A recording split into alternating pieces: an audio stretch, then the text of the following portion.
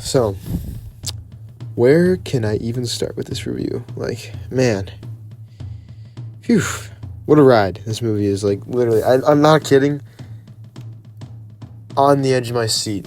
It was so fucking intense. And the cinematography for this movie is actually pretty well done. And, I mean, I guess I wouldn't really, expect anything else. And most of the shots in here are, as you expect for a Godzilla x Kong movie. Like, pretty standard stuff, And first thing I want to say about this movie is that I laughed way more than I expected. And that made me happy walking out of the theater. Let's get the pros out of the way. The movie has some pretty good action sequences, and without spoiling anything, there is one specific scene with that one monster, and y'all will know what I'm talking about. If you know, you know. If you know, you know. You know what I'm talking about, y'all. And like I said before, this movie is actually pretty hilarious. I mean, like, Dan Stevens is pretty funny and all that, but of course I've always gotta give it to my main man, Brian Tyree Henry. He's fucking great in everything he's in. Bullet Train and Atlanta are so amazing and so funny. Like, I'm not even kidding. All fucking, like, jokes and irony or whatever the shit I usually do aside. Brian Tyree Henry always knocks it out of the park, even if he's given, like, the shittiest script. Always pretty funny guy. Pretty funny stuff. I highly suggest Atlanta and Bullet Train. Bullet Train's a good movie. Atlanta is a great show. And yeah, it's a great time when he's on screen. And as for Kong, this motherfucker, man, I cannot take his old ass serious. I swear to God, the first fucking scene he's in is so unintentionally funny. He gets into a fight and tries to eat this wolf thing he killed. In the like the first scene of the movie, it opens up with him in it. And like, yeah, he fights these wolf things. He kills one, and when he tries to take a bite of it, he realizes he has a toothache, and he like lifts up his lip, and like his tooth's a little black or rotten, whatever the fuck.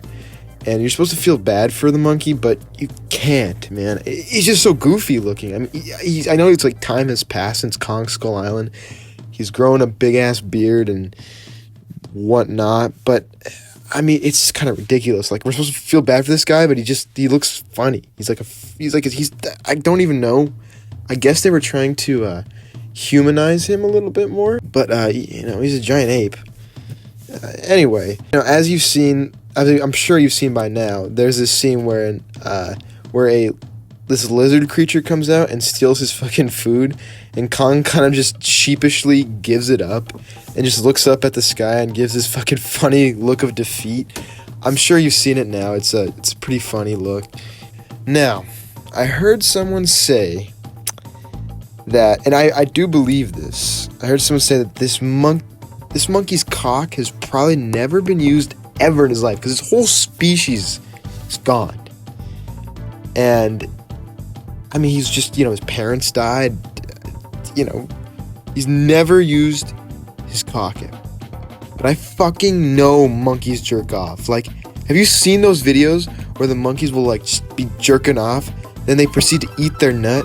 Like, I'd love to show you guys the video, but I doubt YouTube would let me. I mean, it's seen it, like, my friends would send me that shit, and it's just like disgusting. I know you can definitely find it easily on like the internet somewhere. Just search up like monkey eats its own cum or something.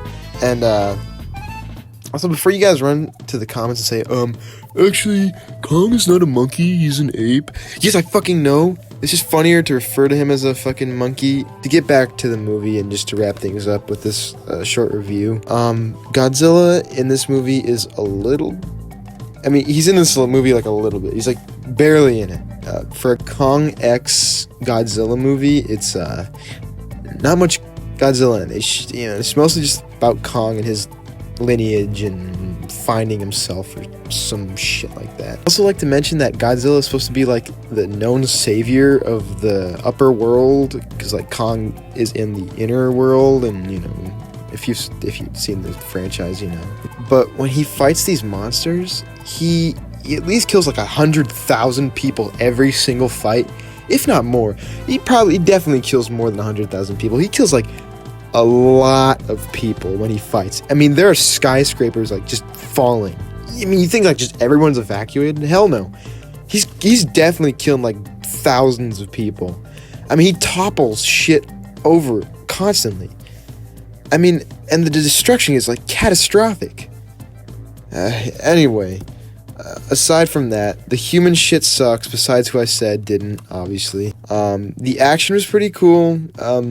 Not gonna lie, pretty fun. Like a very fun movie. I like Baby Kong. He's and the giant frost lizard is all right.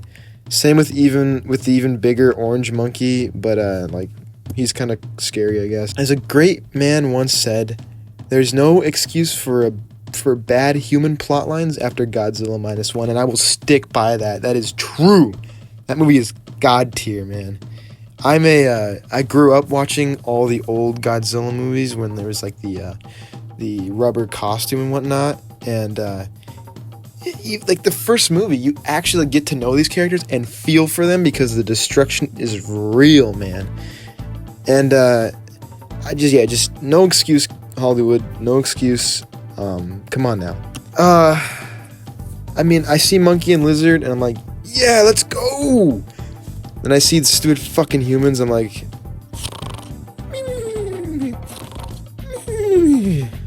then I see Brian Tyree Henry, and I get a boner.